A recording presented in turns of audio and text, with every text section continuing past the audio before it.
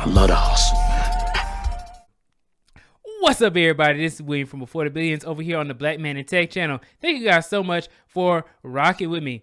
All right, so today we have another great interview planned for you guys. Today we have Professor Black Ops. He is a senior security consultant. All right, he has over 30 plus years of experience, and he has been one of the founding members of the Black Man in Tech series that has now turned into the Black Man in Tech channel. So please go ahead and help me with welcoming Professor Black Ops. I appreciate you for having me, man. I'm really enjoying it. I thought I had to get on it because I saw you with the new channel, Black Man in Tech. So I actually been sharing a lot of your content, trying to get your subscriber counts up. So yeah, thank you so much for that. So Professor Black Ops, tell people about yourself and your channel. Oh yeah, like you said, I've been in the game a long time, so I decided to have a cybersecurity channel. Everybody's talking about getting into tech. There's so many different domains, so I thought I'd try to bring my years of experience to help people. I didn't want to do it all by myself. There's so many good channels out there, of course yours including one of them. So I try to help all the young guys get into the game. So once again, trying to get that cybersecurity, we all know that's the big bag. So I decided to start a channel. Thank you for that. So can you tell us what was the thing that inspired your channel? Like, why did you want to focus in on security specifically? I think I heard of just a lot of people just say, come to YouTube, bring your experience. I always like helping people. And with the pandemic, I was like, what could I do? Then I said, okay, let me help people. Cybersecurity is what I know. Cybersecurity is what I've been doing. And it was weird when I got here. I seen a lot of people talking about cybersecurity, talking about the big bag. So I said, well, let me bring my years of experience because I've done a lot of different things in technology and especially cybersecurity. So I just said, let me start my channel, get a little dinner money. I like eating well. Give me a little few tips so I can eat. But so I just decided to start a channel. And you one of them, I just met so many cool people in YouTube. You know, I'm old and divorced. Nobody really wants me. So that gives me some things to do. So I said, let me go on and get this YouTube channel rocking. All right. And can you tell us a little bit about some of the connections that you've made on YouTube? Like, what are some of the channels that you frequent? Oh my God, there's so many. Let me go to you, of course. Black Heights is in there. Women in Linux. Gabe, Textual Chatter. There's so many. Kev Tech, of course, is up there. My man who really got kicked off my game was Keep It Techie. He's the first guy I really met in the YouTube because I didn't really have like a big Facebook or big LinkedIn to start it off. So I started from the digital mud building my channel. So Keep It Techie really want to kick me off. Then just hanging out with him, I just kind of met. I call it the bros in tech. So it's just so many good people I met. So like I said, when I got my channel rocking and rolling, then people start reaching out to me, and so that's kind of how it goes. So if you go in my YouTube channel, you know, you got your people. I probably got like 11 people in there strong. So those people I usually rock with. Yes, sir. All right, so let's go ahead and get into the fact that you have over 30 plus years of experience, especially in the cybersecurity space, which is really booming. There have been a lot of strides within cybersecurity. So with that, I wanted to ask you, how did you start your career in cybersecurity? Okay, it's so interesting because I just kind of fell in it by accident. I've been in the consulting game for like 25 years. So I was actually a consultant at DOD. Long story short, I got my first bag doing Oracle databases. You know, you engineer those database skills. So while we were there, the nation states were running over the United States. So they brought in consultants to help the other consultants. When I was at DOD, we used to pay retirees. So they came in and just started teaching us security. I was a web and application administrator, setting up web servers, setting up Apache, setting up Tomcat. So they were like, you need to secure it like this. So they showed you how to do it. And it's called an ATO. It's called Authority to Operate. It's all this paperwork, all these scan and all these vulnerabilities. So they taught us security. So I did that at DOD for 5 more years. Then I started working for a bigger client at a state. Continuing to do different parts of cybersecurity. But on a humble, I was at DOD and they were like, oh, we got to train you guys. Even though you're a consultant, we got to get our security tight. So that's actually how I kind of fell into cybersecurity. Okay. And I wanted to ask you, so what are some of the tasks that you may have worked on as a cybersecurity consultant? A lot of things. So my first job being part of the web admin and application servers, they call it hardening. How do you lock down it? And it's different pieces of that. How do you lock down a web server? How do you harden it? HTTPS, make it secure. Then we got into the development teams because I was doing Java, so I had to help the development teams do application security. So, cross-site scripting, command injection, SQL injection. So I started learning those. So in each one of my kind of stops and teams, that's how I actually picked up security. So I've done everything from web and app, which is a blue team. Then purple team is really application web server team. And red team is penetration. So I've been everything from an Oracle DBA, Java programmer, web admin. Then I got into insurance and auditing for security. So in a nutshell, I've done kind of like every little piece of security really, but SOC and penetration testing. If there is a person out there who's listening to this podcast right now and they're trying to get an entry level cybersecurity position, is that in demand for entry level, or do you have to have some sort of experience in some other facet of technology in order to be able to get that position? No, you get entry level. I'm gonna send out a shout out to Textual Chatter because he does the knock right in the SOC, the Security Operations Center, where you looking through logs, you doing junior level threat hunting. So they just need a lot of bodies because they're going through petabytes of logs and trillions of lines. So when the SIM pops up with something, you got to physically look at it. So there's junior spots in cybersecurity. So I think the SOC / network operations center is a good place to start. And the other thing is GRC. There's a lot of paperwork you need to do, especially at the federal level. Once again, I do federal compliance. That's the bag I eat. I always tell people Fed money's good because tax money's infinite, right? So there's just different places. So GRC is a good place to start. SOC / NOC is a good entry level place to start. So. Okay. I was speaking with Gabe a few interviews ago. I asked him a question about the amount of jobs that are available within the United States for cybersecurity. And we discussed how there's not a lot of companies that have large amounts of security for their company. I want to ask you, it's in high demand, but are there a lot of jobs or a lot of positions available? Like you said, it's a catch-22. Cybersecurity people are so expensive, but there's a lot of jobs because Gabe A's in that large commercial business. When you're talking about Fortune 500 companies, Fortune 100 companies, even Fortune 1000 companies, they need cybersecurity people. A lot of times they hire consultants to come in and get that money, but there's a ton of jobs out there.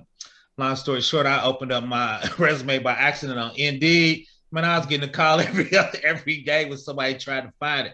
But once again, you got to have experience. Gabe A, of course, is top notch, top 1% guy in the game. But once you get those skills, and Gabe, he's in the director level. So those large consulting companies, Big Four, they hire a lot of people, man.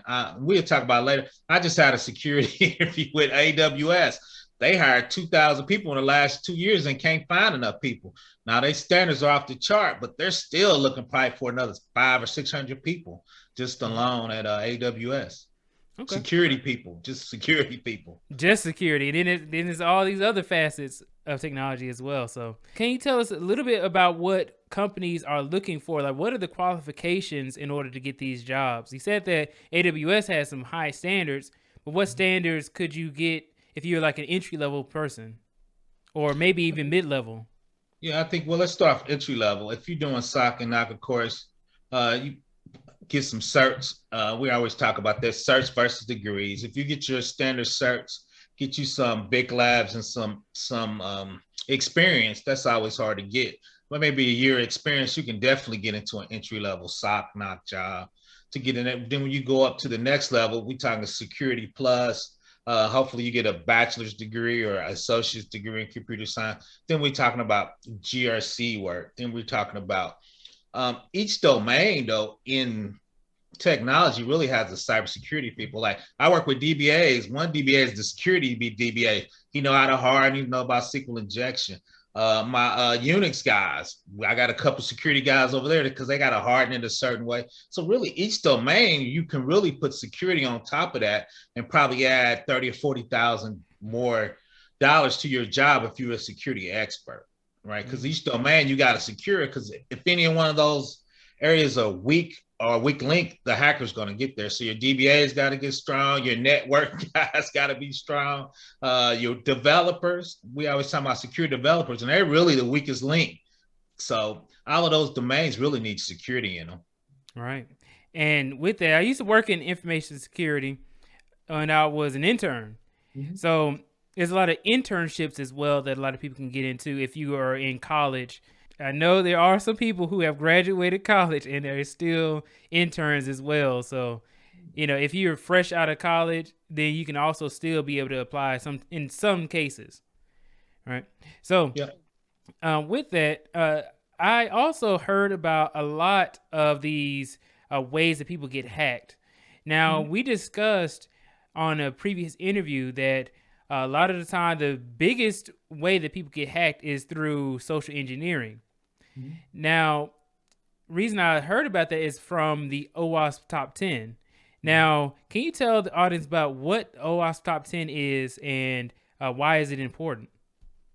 OWASP Top 10 usually is the previous years. They rank the top 10 ways to easily get hacked. So they rank them in order how most people get hacked and the volume of get hacked. So if you go out to owasp.org, they have a ton of application security. So the sad part about in there, SQL injection's been on there for 20 years. So sometimes I don't think we're getting any better. That's the part, the sad part about it. So once again, that's Purple Team web application, but OWASP Top 10 is, like you said, social engineering is up there, but SQL injection, command injection, misconfiguration is real big because people get these certs and they really don't know how to configure it securely. So you get people misconfiguration is, I think, was 8th this year. The funny thing is I just looked at a couple of weeks ago. I think that was 8th. So, but long story short, those are the top 10 ways people mostly get hacked. So they put them up there to hopefully get companies to concentrate on there so it doesn't happen as easily in the future. All right. Now, can you actually tell us a little bit more about SQL injection since it's been on there for like 20 years? And it must be really important. It's something that a lot of companies don't know about. Yeah, it's more of a developer issue. A lot of times when you have a form up or you putting something into Amazon, when you type those columns in, I'm looking for the new massage chair, the new bed frame. When you put those certain things, well, I want it to be black and stainless steel, it takes those information, then it goes to the database and sets up a query and says, in a technical way, these are the elements I'm looking for. These are the items. This is dollar. Bring it back. But if you don't validate it, is when you send that SQL over, I can add stuff to it like / drop the whole database if you don't validate the SQL elements that are going over to your database. Right. So as you add color things, I could say comma, space, drop table. And sometimes if it doesn't check your SQL statements or the items you put in before it sends it to the database to get it back, I can inject columns that wasn't supposed to be in there. I can inject full statements that shouldn't be in there. So that's where the injection part comes in, by adding additional stuff to the select statement because they didn't validate it. Okay. And another thing is, like, this is going to be a little bit more technical, but if they were to understand like the actual back end, like some of the actual table names, then that would also then lead to them being able to be more successful with maybe dropping a table. They would have to actually know the table name. Well, a lot of times though, if you actually do view source, depending on how they created their SQL or if they did some JavaScript, a lot of times they have the table name in the JavaScript because they're lazy. Wow. Right. So if you do view source a lot of times, or if you do, like you said, we're going to get a little technical, Burp Suite, you can actually catch the information coming from your screen, pipe it through your laptop. It'll show you the SQL statement that's getting sent. It's called Burp Suite because now you can listen in between the screen and to the database. Right. So you can use products like Burp Suite and view this a SQL statement.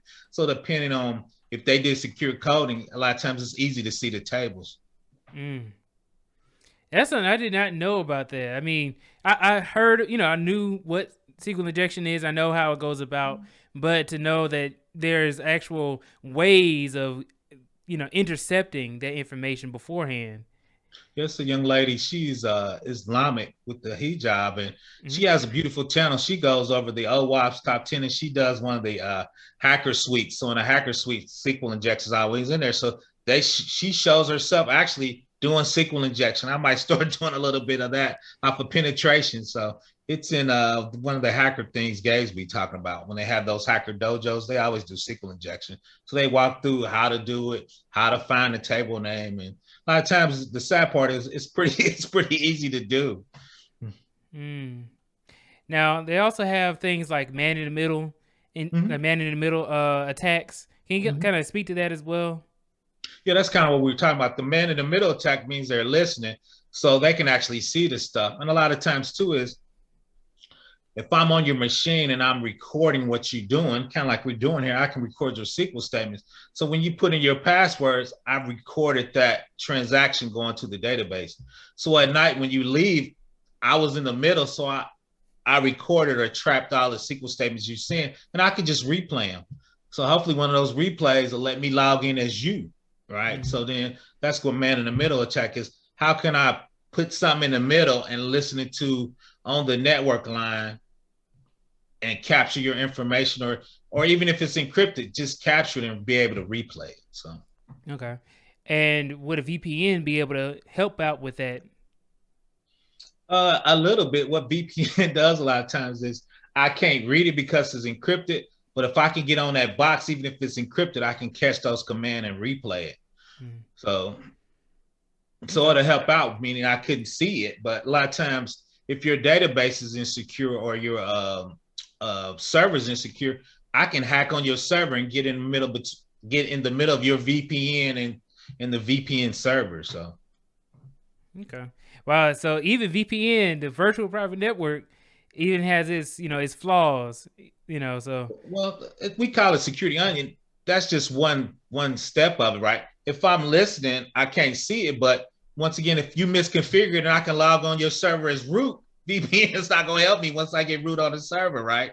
So you need multiple layers of security. Once again, if any one of those is weak, then I'm going to take advantage of your weakness. The VPN could be strong, but if you, like a lot of people spin up servers and don't change the default password, if I can log in with the default password, your VPN is not going to help. For an example, right? You get a new internet service. Let's say you get AT&T. You don't change the default password on your AT&T box for your Wi-Fi. Is it easier for them to be able to hack into your AT&T internet? Yeah, because I know your password. They're pretty good about that now. In the old days, what happened is, and I used to do this all the time, is the text would come out a lot of times. They wouldn't change it.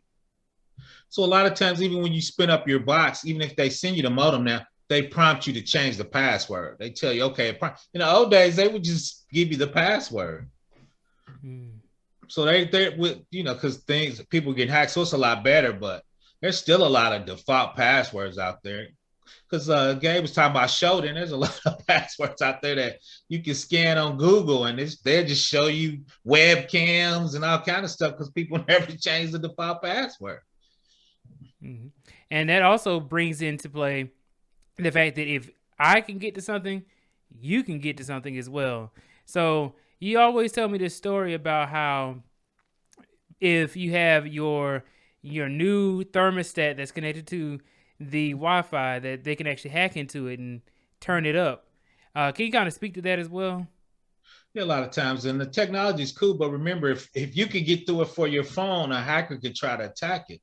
So if you don't change your default password on your Nest, right? If I hack into your Nest, I could cut your heat up high. So either your house gonna catch on fire, you're gonna have a big bill, right? So I always remember, if you can do it from your phone, hackers can try to attack it, right? So that's phone. I just did a video of the new automatic door. Apple came out, so you can unlock your door with your phone. But once again, if I hack your phone or steal the RFI of that, maybe I can, open up your house. Same thing with ADT. You can do everything from your phone, set your alarm, set it off. So remember, if you can do it from your phones, hackers can try to do it. Okay. So that goes with security. Like even if you have like a security system that connects to your phone. They can get into that as well. And also, I remember there was a myth that was going around for a long time that said that Mac computers couldn't be hacked. Now, can you speak to that as well? Yeah, it's I wouldn't say it's a myth. What made Mac was so well is their security, I think, was better than Windows, still is. But two is I think a lot of hackers, because Windows had like 90% of your market. So most of your virus and stuff was made for Windows. But now people are starting to attack Mac and hack Mac more. So I think it was more of an opportunity thing. Because if you're a hacker, right, you're trying to go for the biggest spread, and Windows still dominate the market substantially. So I think that's why the numbers were disparate like that. More people were just going for Windows. All right. Do you think that it also has to deal with like the reason as to why Windows had like the market shares because they've been around? I think that Windows came out longer or has been around longer than They're Mac, cheaper too, though. and it's Mac is cheaper. expensive compared to a Mac laptop compared to a Windows laptop. Man, price alone. Now, I think Mac is a much better operating system. They get much better interoperability between their products, but that price tag is just astronomical, man. Yeah, paying like $1,000 or $2,000 for a laptop, and then laptops compared to desktops. I mean, like they're nowhere near as good as desktops, but True. they're portable. Yeah, most guys I know, especially in the security realm, most of those guys run Macs because you can VM a Mac a lot easier than you can Windows. So they be having like 9 operating systems running on their Mac because they do that type of work. I do more compliance and assurance and making sure people federal compliance. I don't do a lot of hacking and different stuff like that. But guys I know, most of those guys have Mac, and it's really a stripped down version of Linux slash Unix when you get into Mac. So you can do a lot of threading and VMware and have like once again 8 or 9, 10 operating systems running on one Mac, and they're running flawlessly. I had a conversation with Tam from Women in Linux, and she was bringing up how pretty much everything is based off of Linux. Mm-hmm. Now, how I would say how correct is that, or like how much of the market share does Linux actually have when it comes to a lot of these servers that you use? Well, I think she's right. I think it's finally swinging. But in the old days, Windows just didn't have that much power. You needed a bigger operating system. Linux, you could strip it down and run on a lot of different things. A lot of ATMs was running on Linux. A lot of the car stuff, a lot of the IoT stuff's running on Linux. It just was a much smaller operating system, and you could update it. It wasn't closed. So you can actually download Linux or Unix a lot of times and get an open source version of that and tweak it to what you need. So that's one reason. You can do that with Windows. Bill Gates was like, nah, it's our stuff. Linux was open, and if you forked the version, Linux Torvo didn't care. Whatever you did to update it, he wanted those updates though, but you could tweak it to run on anything. So I think that was the big jump early in the 80s and 90s that made Linux jump out like that, because you could get those you could get the open source thing and modify it to how you need it. So I think that's the reason why it jumped out like that real quick. Right. And then with that being said, Linux would also be another skill that people can learn that can help them get to the bag and also help them get these jobs, especially even in cybersecurity as well. Oh yeah, Linux is one of the especially when you go government. I was doing a lot of work for DoD. They ran nothing but Linux because when you run big Oracle databases and those type of databases and Sybases, they ran real well on Linux. Sun Solaris is for a lot of people time. That was a beautiful Linux box, and most big enterprise servers that banks ran and DoD ran on Linux because better threading, better speed, and like I said, back then Windows couldn't handle that type of operation. Yeah. And then even still, for cloud-based platforms such as AWS, Google Cloud, they also use Linux. Oh yeah, I'm getting my AWS certs. I'm sure we get into it. As an old guy, I got to get these last 2 years, so I've been really focusing on my cloud. Cloud security is super high, but people don't realize is Azure runs a ton of Linux. That was one of his big deals. I can't even think of his name. the CEO, he was running their cloud thing. He ran a lot of Linux, and to be honest, Bill Gates and him was very upset with him at first, but Azure runs a ton of Linux. Yeah. And can you tell me exactly why? Is it also for that same reason, because it's just so happen to be better for the threading, better for the cost? Is that the reason why they use Linux as well, in addition to it having like a huge market share? Azure for Windows. Well, I'm saying for the Azure cloud, Yeah, yeah, yeah. is it, as Well, the I reason think the why they. reason he did it is a lot of the developers, a lot of the hip developers that were doing unique things in business, but they were all running on Linux. So he wanted to get that crowd up in Azure, right? So he was like, hey, if you come here, you can run Windows and Linux, because that crowd really started off on AWS, and AWS got a little arrogant. So they started jumping to Azure. He cut the prices, and he just wanted to get that developer crowd, that different market share. And I think when he was in college, he was doing a lot of Linux. So I think that's the reason he pushed it. But once again, Weimer and Bill Gates were super not happy with him at first until they saw all the money he was making. So that's why he actually became the CEO, because there Azure really put Microsoft back on the map. They were actually going down a little bit. They actually brought them back huge into the game. So how would they go? How are they going down if they had the majority of the market share when it comes to, people having PCs more than Mac computers or even Linux computers? The reason why is everybody was trying to make a move to cloud, so everybody was going to AWS.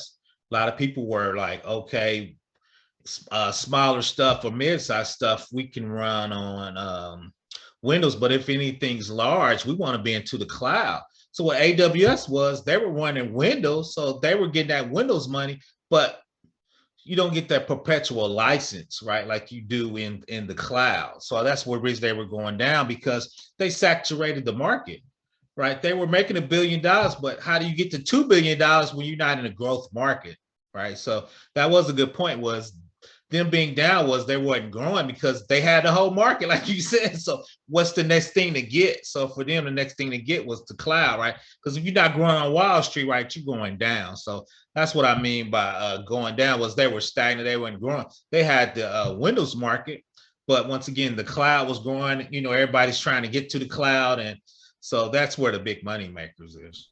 Okay. Yeah. So let's talk a little bit more about the cloud and what you can use it for, because pretty much all these different cloud providers, they pretty much have similar services. And what would be the reason as to why somebody would go for one and not the other?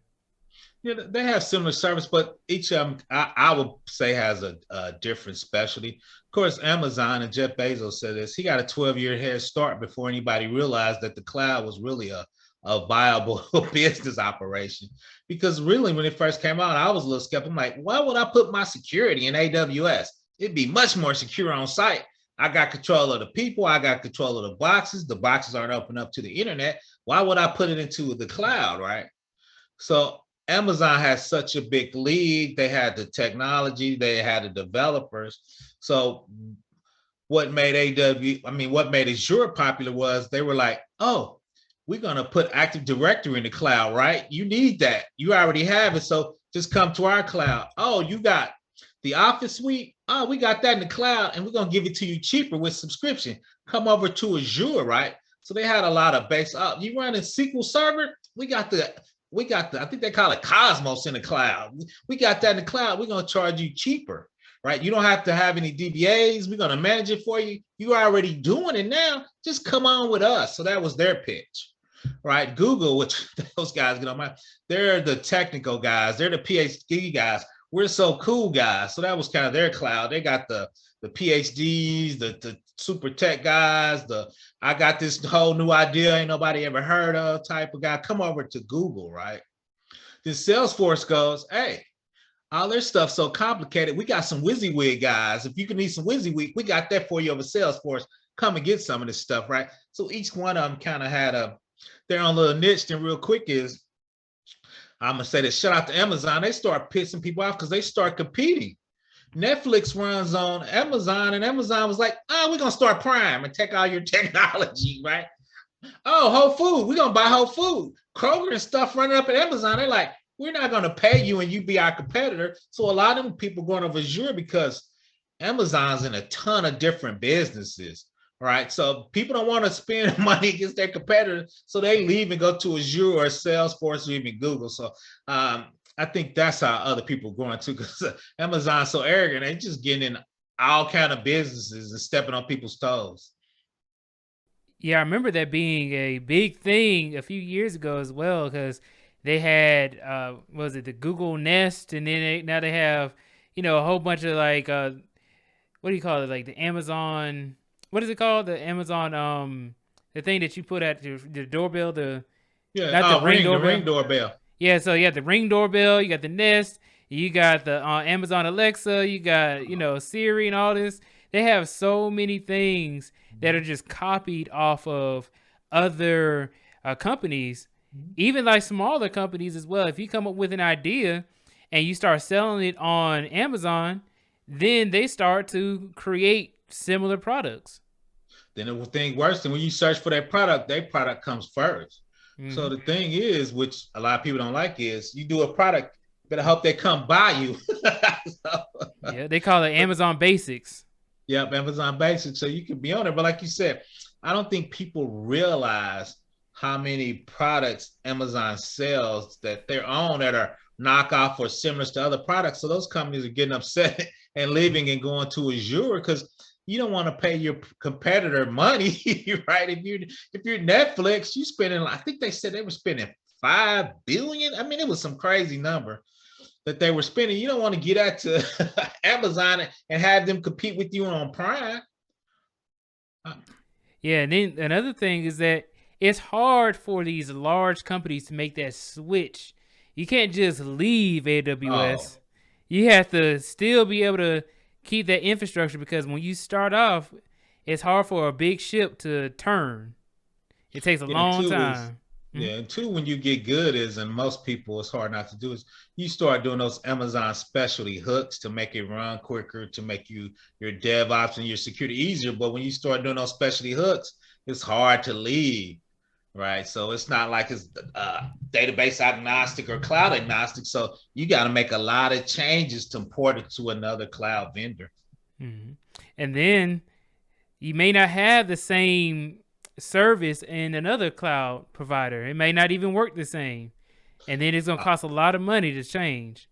yeah, then you have to figure out, you have to re-architect it, or like you said, come up with a different database, or start doing something in memory that you wasn't doing before. But now that's a good point, because Amazon has really more, I believe, more services than anybody because they've been doing it the longest. I think they had 22 different types of databases depending on what you needed to do. It was crazy. Hmm. And then they have one of the other things I heard about Amazon specifically versus like a Google Cloud platform is AWS has a lot of third party vendors who also are in AWS. So you have them, and then for Google Cloud, I think they have just their services and then their acquisitions that they may have gotten, like Dataform is another one that they actually just recently acquired. With that, does that actually affect the security if you have a lot of third-party vendors with AWS versus the all Google Cloud platform? Well, it's yes and no. AWS is excellent because they've been doing federal work. Is most of the third party vendors, they rate their security already. So when they come in, so I was doing some Cisco stuff the other night. So you can actually put a Cisco router in AWS's networking. So your network on prem looks like one network, even though you use an AWS resources, right? But since they're used to federal work, Cisco's already been validated. They got authority to operate. So they know which third parties can handle what level of security, especially when you're doing compliance work and federal type work. So now they got that figured out down to a science. Okay, okay. So let's go back into how people should be able to uh, gain skills in these types of industries, right? So we're on the cloud platforms. We're on AWS and Google Cloud Platform. How do people get started with understanding these cloud platforms in order to be able to get a job in it? Yeah, like you said, it's different ways. Let's start off with the basic. Number one is start getting certs. Like everybody got certs. Google got certs. Azure got certs. Of course, AWS got certs. So when you study for the certs, they're going to give you a base understanding of how to use those services, what services are most popular, and what's the most popular architect for that type of assignment, right? I'm sure we get in there because you can be an architect, a developer, DevOps, security. Shout out to AI and ME, data and machine learning. They got so many certs now. So I always say, kind of pick a smart cert. AWS has a cloud practitioner, which gives you the foundation. They actually created a lower one for business people called Business Essentials, so you can really dip your toe in. So I think they want people to learn those skills so you can pick their cloud and their cloud architecture. So a lot of times I think just getting certs, right? I lab every day, and when I do labs, it's probably $2 or $3 a day. You spin it up and tear it down right before you go to bed. They're pretty cheap, and all those services give you a year free with some of their most popular services. So once again, I would go certifications. There are a ton of boot camps out there. You just got to do your research and do the right one. So there's a couple ways to get into the cloud. Right. My understanding is that I believe that Google Cloud Platform gives the cheapest. I think it's $200 at least at the current time as we're recording, and in AWS I think it's like 300 as an example. So Yeah.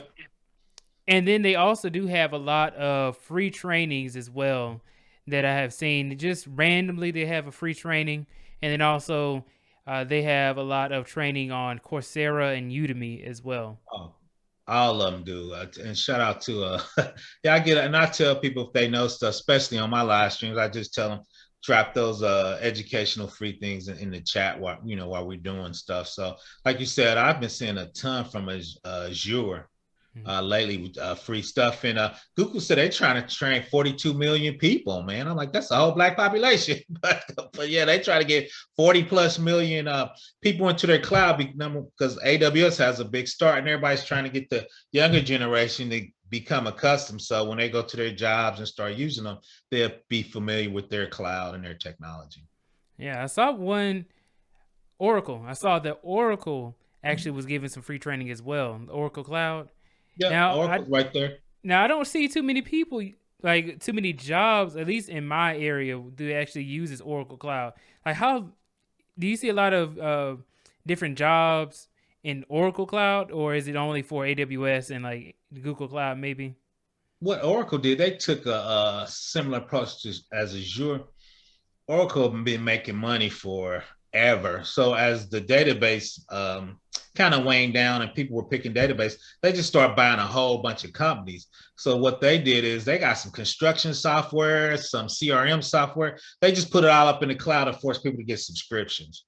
So when people using those different types of products, they bought right there. So that's what they're pushing in the cloud. And the Oracle database was the database for federal work for 20 years. It's finally starting to switch over, but a lot of people still on it. So those people are going to the Oracle cloud to get the maximization of Oracle database, even though there's a ton of Oracle running in AWS, and there's a few running in Azure. There's a ton of Oracle running in AWS, but so that's kind of how they're getting their niche, trying to get people to go to their cloud and trying to grow their cloud. They're kind of, I think they're in a 6 or 7 position, but so. Okay, that's pretty low though.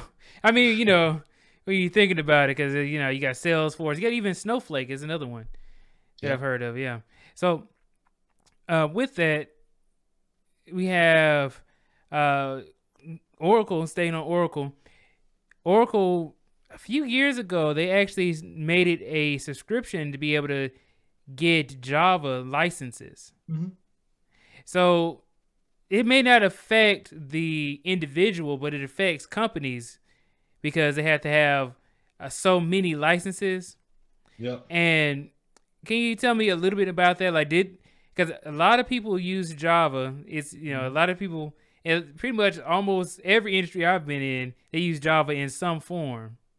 True. So can you kind of speak to that? Like, how has it affected other companies as well? And do they still hire as much for Java as they did before they made this change? Well, my understanding of it, like you said, a lot of people were pissed. They bought Java and they didn't really say, they kind of rented it as open source. Then all of a sudden they started charging for it. I was at a couple big clients that started scrambling to try to figure out what they were doing. Um, it helped their bottom line because a lot of people at first was like, we got to pay for it until we figure out what we're going to do with it. Cool thing is, Amazon with their ton of developers, they actually forked Java, which means they took an older version that was open source and they made their own version of Java that you can run inside AWS for no cost. Well, I ain't gonna say no cost. If you buy something else that needs Java, right, you can use their fork version of Java. So in the end, I think it's gonna hurt them because a lot of people were like, we're going to get rid of all our Oracle products because they did that. So it's going to be interesting to see the fallout. But right now, like I said, people scrambling. I was at a large client. They paid a pretty hefty fee, but not as much because if you were running Oracle database and their CRM products, which a lot of big customers were because of legacy, you got a huge discount. So once again, I think it's going to hurt them because a lot of people were pissed off they did that. So Yeah. And I'm actually coming out with a Java course that I'm putting together. okay. I mean, teaching people Java, really because my little brother is learning Java in his entry level computer science courses. And I'm going through it and I'm like, okay, you know what? This is the very first language I learned. And it is the very first language that a lot of people learn in college. So, do you think that that's also another reason why maybe companies don't want to switch from using Java? Yeah, too is well, like you said before, is there's a lot of legacy programs out there. I think I think Kotlin's coming out, some other products that are coming out that's I think are better. But like one guy said in a video I was watching is Java's been out so long, you got the IDE, you got the tooling, you got Maven, you just got such infrastructure people been doing forever. Then when I got in it, it used to be called Enterprise Java Beans. That didn't work out. So then it came Spring and Hibernates. You very rarely run Java by itself. So you have these frameworks around Java. So usually you run Spring for the transaction and the infrastructure and the scaffolding. Then Hibernates helps you insert into the database. So that's been around forever, right? So the weird thing though is I see a lot of mid companies, but I don't think any of the big websites run on Java. Hmm. Facebook gone. I don't think any of them run out there, but there's Yeah. still a ton of it out there. There's still a lot of job opportunities with it that's out there. I think Citizen Lou does that too. So no, but it's a great language to learn, and after a while, it's just syntax. You understand variable loops. You can add a couple numbers. You can learn Java. You can learn Grails, Ruby on Rails. I mean, there's a lot of good PHP. There's a lot of good apps out there, but Java's still out there. There's a ton of legacy out there. So it's still got another good 10, 15-year run. Oh yeah. And then when you brought up a lot of these big company websites, a lot of them use PHP. A lot of them. Yeah. And Because it's Java's heavy.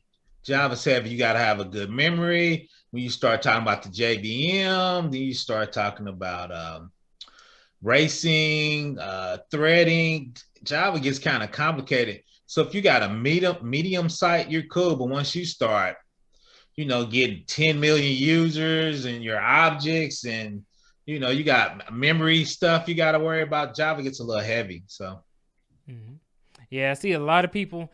Like I remember when I was still in college and I was learning Java, and then when I finally got into the industry and I was hearing, "Oh, PHP is a bad language" and all of this, and they updated it, and now it's better. But everybody runs PHP in some form or fashion if they have a website. Really, because a lot of people utilize WordPress and a mm-hmm. lot of these other website builders. like Yeah. Joomla, or you have a whole bunch of them, and they all use PHP, and they're all based off of PHP. PHP is a easier language to learn. There's really no, it's just a much easier language to learn. And PHP too is they did a good job of. You can do a front end in PHP. You can do middleware in PHP. You can make it easy to insert. With Java, you got to have this framework, that framework. So I think PHP was a lot easier.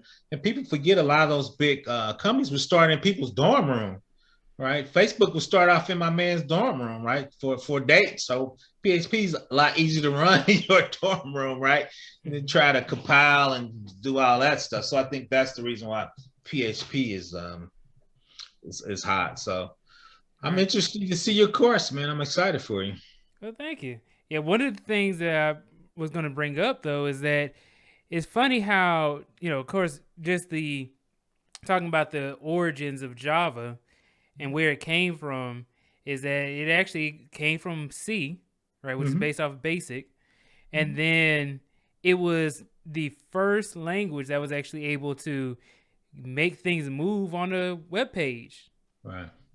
Yeah, so Because that it's was supposed to be run once, run anywhere, but it kind of didn't live up to that really that take. But no, what you write into is I've actually done C in college, so uh, trying to handle your own memory management is a monster. So the JVM took care of the memory management that made Java be a lot easier to use than C or C plus plus. I was gonna say C sharp or C plus plus before C sharp came in. So doing your own memory management is what made Java keying into that, right? To start making it easier for developers.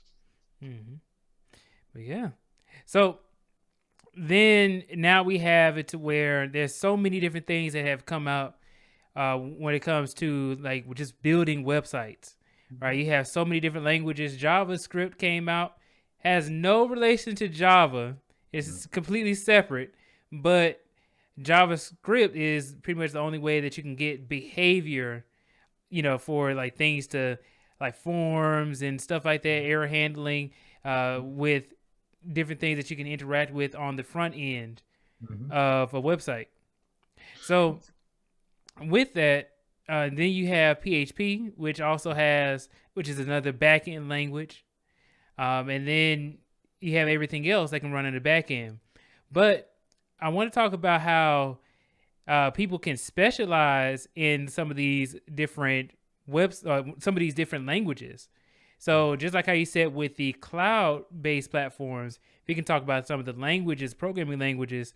So my understanding is that some of the specialties of, let's say, Java, right? You can use that for Android development. You can use Kotlin as well, Android development. JavaScript, front end for websites, PHP websites, Python, data science, right? So what are some of the other languages or some of the specialties that somebody can get into that that you know of? Oh man, we can talk an hour about that, but I thought something. You said it, but you didn't say it. It's a whole front end design, UIX, UI, right? I did a website and I worked on the form probably for a couple days. It looked like crap, man. I was trying to get it to look good. I had a young lady, she was an artist. She came out, oh, you need to put it in an A-frame, do some round the corner. She changed like 4 things, and the website looks so much better. I mean, I watched you. If you don't have that eye for it, I could technically do it, but it's gonna look like crap, right? So there's a whole front end development about, like you said, JavaScript, and two is just making it look professional. Because the thing I figured out, it took me probably a decade to figure out is, and Steve Jobs knew this, RIP to Steve Jobs, is if your website looks professional and you got it polished, you can hit a button, the back end could be crap. People will still think it looks nice. I could have the back end pretty, not drop a element, but if the front end look like a kid do it, they'll say, oh, it's crap, right? Because people like that polished feel. So that whole front end, I think people don't get a lot of respect from. Like you said, the whole middleware, when you push the button, like we talked about, how do you make sure your elements aren't man in the middle or SQL injection? How do you make sure your objects in Java, right, get taken in there? How do you scale that up, right? Then two, if you're running frameworks, Spring and Hibernate, how do you get that in there? Then the whole back end, what database do you use? I'm an old school guy, so I'm always going to run procedures and packages and back end because I don't want to run a million objects to my middleware, right? So there's a whole back end. How do you set up your database? How do you index it? How do you optimize it? So those are just three layers in development, right? That are three different jobs: front end, middle, and back end. But then two, you got to specialize in. You can do Angular is one of the JavaScripts, right? We got all these JavaScript frameworks, right? Then in the middle, Java, C Sharp, PHP, you can specialize on it. Then which database you pick on the back end, right? So each one of those domains has a ton of things you can specialize in there to make money and get to the bag. Right. Now, also, I don't know what your opinion is on the college degrees, right? Mm-hmm. I've seen a lot of people getting jobs without these college degrees, but specifically, it is more so like website development. You can get jobs in that, but in database or data engineering or data science, anything that has to deal with like Python, a lot of the time, you have to have a degree for. Now, have you ever heard of anybody who's gotten a position as like a DBA or data engineer or data scientist without a degree? No, but I'm a little older than you. So back then, hell, to get a job in IT, you had to get a degree. I think that's probably over the last probably 5 or 6 years. Like you said, degree versus cert, right? So, and I think you can get in either way. But like you said, is if you coming in with a cert, I think there's certain jobs, then you can transfer once you get some skills to maybe a data engineer or stuff. Once you have a portfolio and you work for somebody who can sign off on your skills, right? But I'm like you, I haven't seen anybody in those jobs that didn't have a degree. But two is, I don't want the degree to be the gatekeeper either, right? So, and two is, as I get older, I'm changing. At first, I thought, you need a degree. Now it's like, okay, you can get in with certs, but we know gatekeeping, they're gonna keep you at a certain level until you get a degree, right? So, two for me is, now we're talking about, is IT a trade or is it a skill, right? A lot of times when you get a degree, to me, part of being a degree is you're a scholar, right? We can, a cert's kind of like a trade, right? So I think both of those are valuable, but what are you trying to do when you learn, and what are you trying to, when you get those degrees and skills? But two is, I'm gonna throw it back to you, is the return on investment for a degree now, for some, depending on what you studying, doesn't make sense either, right? So you got to balance those two in when you're making your decision. It's so true. I mean, but another thing that I've noticed is that, especially on social media, I've seen a lot of people who don't have degrees, but they're getting paid like big amounts of money. They don't have a degree, don't have much experience, but then they have like, let's say $200,000 of salary or 300,000, and I'm just like, okay, is that even possible? Especially today. Well, I think what it is, I think a lot of that smoke and mirrors. I think how that's possible sometimes is if you get to the right boot camp with the right connections, and you get into a fang, right? You got to be in a certain company to make that type of money, even with a degree, right? That when you start talking about 200,000 and 300,000, it's not impossible, but that's rare. I mean, we know. I mean, you could look up that only 6% of black men make $100,000, but we throw it around like everybody got it. So shout out to Black Heights. That's why I'm always on it. Him and Tam be talking like $100,000 is like $10. I'm like, oh no, y'all gotta put some respect on 100K, man. But nah, shout out to them. They actually got me thinking a little differently. But I think we just throw those numbers around. Now, when you go to Fang, I just interviewed for AWS for informational. Man, what they were paying was astronomical, man. I was going for a mid-level job, and I've been in the game for 30 years, and it was just a crazy amount of money. Yeah. So when people are first starting, I always say expect around, depending on where you live, right? Mm-hmm. I'm in Atlanta. So when I first started, I was making around 65 when I first started. And that was 5K less than my other peers. Right. And then now it's gone up. I remember they were telling me, oh, entry level position is like 80. I was like, wait a second, it went up like that? No, man. Two is that's the thing. Two is, and you can. I'm not saying you can't get it, but if you coming out with basic skills and no experience, you can't think you're gonna make 80 unless you're in California. And 80 is like 40 in Cali, right? Mm-hmm. So I think we need to think a little more realistic and look at the numbers, right? Because two is now at times, you be making 80 and they think they got you sound like you starving. Right. Mm-hmm. So for me, I just like, let's get some realistic numbers. Let's get in there. But two is, once again, I want to give a shout out to those two is you can get it, but you got to get skills. You got to grind. You going up the corporate ladder. It takes a minute to get there. They just don't say here 100,000, right? You got to get some experience. And two, you got to get connections. A lot of times, and I tell people that, and you starting to find this out. Half the jobs people put out there already filled. They know who they want. They just got to put it out there to the public because of some HR policy because they don't want to get sued. So a lot of jobs you see out there is already pre-filled. Mm-hmm. That's so true. A lot of these positions are what they call backdoor positions. They're I'm gonna already tell you, I filled. was in a meeting, cool guy. I'm probably gonna interview him. I don't want to shout him. I don't want to throw him underneath the bus, but that's when I figured out how I was at this big company. And they said, well, we want you. I'm like, dude, you can't hire me, man. You got government employees here. They go, no, we want you. We're gonna word it especially so you. I said, what if somebody else get it? They said, oh, we'll pull it, wait for them to leave and put it back out. I go, oh, I see how the game works now. I like when the game works on my side, right? But if you don't know, man, Yeah, I have actually experienced that. It's funny because I have interviewed and then they say, oh, you know what? We don't even have a demand anymore in the whole region.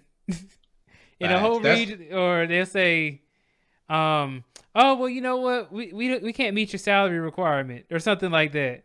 Facts.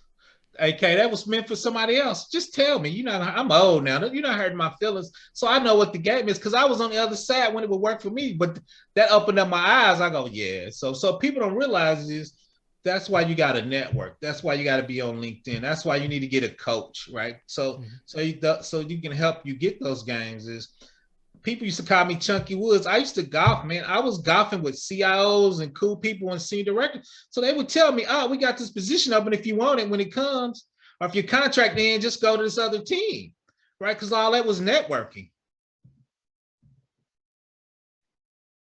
Yeah, exactly. And you know what is it's important in every industry to be able to network.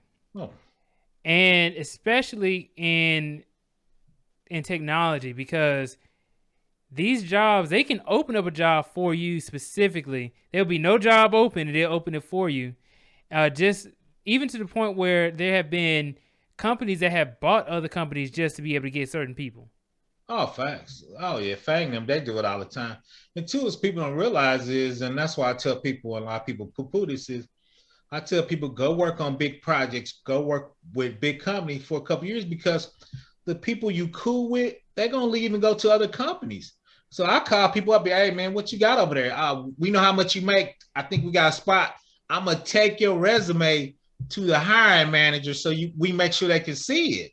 Right. So a lot of times you can get lost in the HR scanning. Right. So when you have people that's going to walk your resume over, right, or people that know your skills. So I know vice president of one of the big, I ain't going to say consulting companies, and I was looking at first for a minute.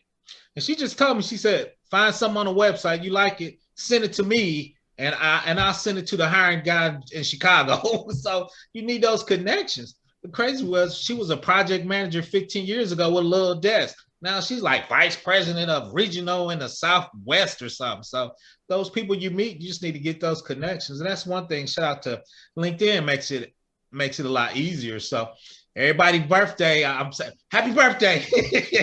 So they remember you. have your kids just graduated. Happy graduation, right? So you can be connected, but that's part of networking, right? So one of the big guys there raising some money for Thanksgiving. I'm gonna be donating, right? So that's just simple networking stuff to keep your name up there and keep you relevant and keep you in the front of people's minds too. Two is I got a certain skill set, so people reach out to me. So people, why are you helping them? Because I'm gonna need a favor later. So that's why I'm always trying to help people, man. Yeah. I know a lot of people who have, left my company and stuff like that, and then started their own careers. I remember when I was an intern, we had a lot of people leave the company, and then it was like they left in a group to go to another company, and it actually helped them to be able to grow up the ladder because they had somebody else to vouch for them. Oh, vouching is huge, man. Because a lot of times too, and two is the other part of that is I tell people be real careful, stay on your grind, stay with your emotions because is tech, especially for black people, small. I live in Indiana. It's tiny, man. So when people say Oracle, a lot of people know my name because a lot of people don't do big databases. So if you're going for Oracle or SQL Server data engineer, your name might come up because that market is not big, man. When you start being in the same city, it gets small real quick. Hmm. Yeah. And then can you kind of speak to this? So I want to talk about when you are trying to get up on the ladder, right? You're trying to, use your network, use your connections to be able to get a position. And does it also then help you with negotiating your salary or Oh maybe yeah. benefits as well? You have somebody on the inside. Oh yeah, because they're gonna whisper in your ear what that should really pay. I have a lot of people, a lot of times, and I think we're bad about that because we have imposter syndrome. We don't know if we should be there. So I think a lot of times we ask for too much, they're not gonna hire us. Where some of my other colleagues, they whisper in your ear, this position pays this at the top. That's what I'm asking for, right? But if you don't know that, you might be nervous. Well, we get nervous. Well, I don't want to talk myself out the job, right? So now having that inside information, and two is they're gonna tell you money, they're gonna tell you culture, and two is they'll tell you don't go to that team, that manager's crazy, go to this team, right? So they try to help you go to the right team, right? And two is, and I think Black Heights said this is they're gonna mention your name in the room when you're not in the room, right? As I got a little older, people vouch for me when I'm not in the room. So when I go in the room, because people go, oh, we heard a little bit about you. In my mind, I go, I know because they told me they told you, right? So those are the things you got to work on, but that takes time, that takes experience. And one thing we got to do is you got to start networking, right? You got to start, which I don't do, and I need to work on it. You got to go to the company party. You got to go to the company outing. One of my mentors, I was 27. I hated golf. I used to own a small consulting company with three other guys. It didn't go well, but he told me, he goes, you got to learn how to golf because we're going to be networking and you're going to be out here 4 hours with these people. You got a good conversation, but you can't be shaking it into the parking lot. So I got some golf lessons, got good, and I started calling myself Chunky Woods. So people thought it was catchy. Then I had CIOs come down the hall. What's up, Chunky Woods? They like, you know that dude? I'm like, yeah, we golf at the company little outing. So all that stuff adds up, right? So when you need to move, and two is the higher you get up, the narrower it is, right? There's not a lot of CIO jobs, right? There's not a lot of CTO jobs. There's not a lot of security manager jobs. So when you go for those jobs, you're in competition with a lot of people, and most people that apply for that job, whatever the minimum bar is, they're gonna have whatever they need. So a lot of times is, are you a cultural fit? Did somebody vouch for you, right? Or do we know who you are as a person, right? And all that stuff, like you talked about, those are soft skills, those are connections. Like Black Height says, those are people talking about you when you're not in the room. Exactly. Yeah. So something that you brought up about not talking yourself out of the job. Mhm. Now, this is going to go, in addition to the negotiating piece, but actually even just the interviewing portion, you can't talk too much. And actually, I remember the first comment that you left on my Before the Billions channel. You were like, oh, you're a resource. Get out of your feelings. Facts. And I was like, okay, maybe I should change my mindset on things. And I remember when I was going through a lot of these interviews and I was realizing that, hey, why is it not working out? I was talking myself out of the job, right? I was just talking way too much. And then I had to realize that, hey, you actually quite literally can't really speak too much. It quite literally is that. You have to be able to just speak to whatever the question is. Can you talk to us about like maybe some tips that you've learned through interviewing? And I know that you pretty much already have jobs made for you, but with that, if you do have to interview and stuff like that, what are some things that people can do?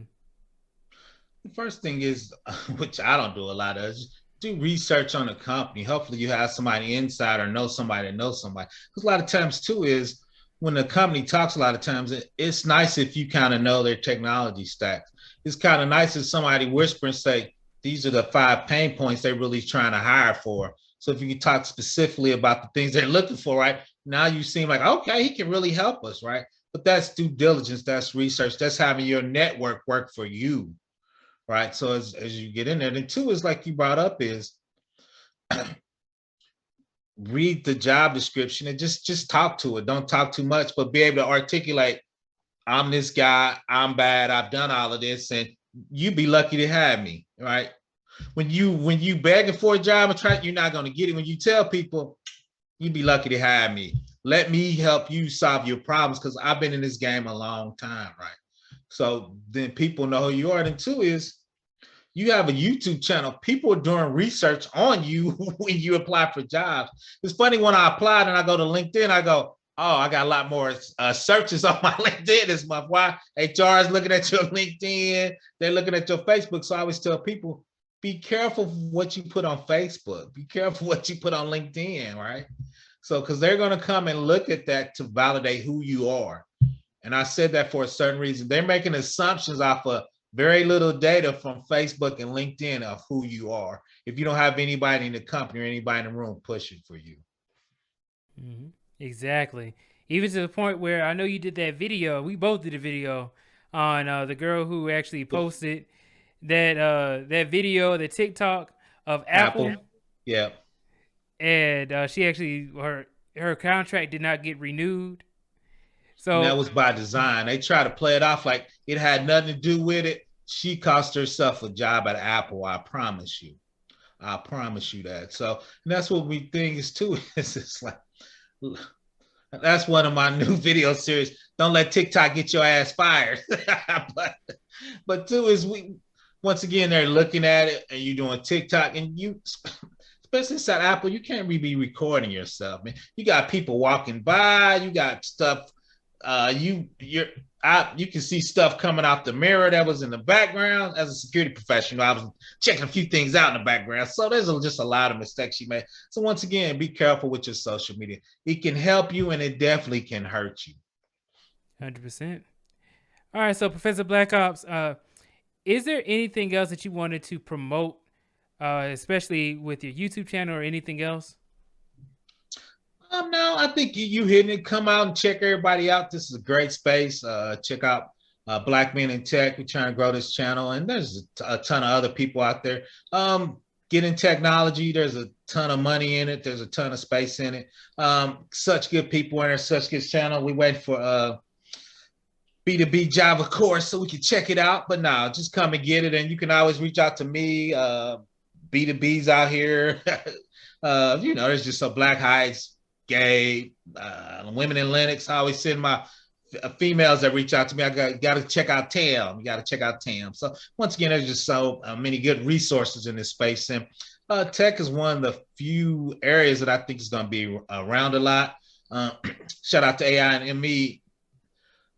Tech, automation, artificial intelligence, and robots going to take out 30 million jobs in the next 10 years. So you need to figure out where you're going to be, where you don't get pushed out through technology or get dismissed with technology. So that's all I got, man. I want to come and support you. I see you doing big things. So everybody subscribe to Black Men in Tech.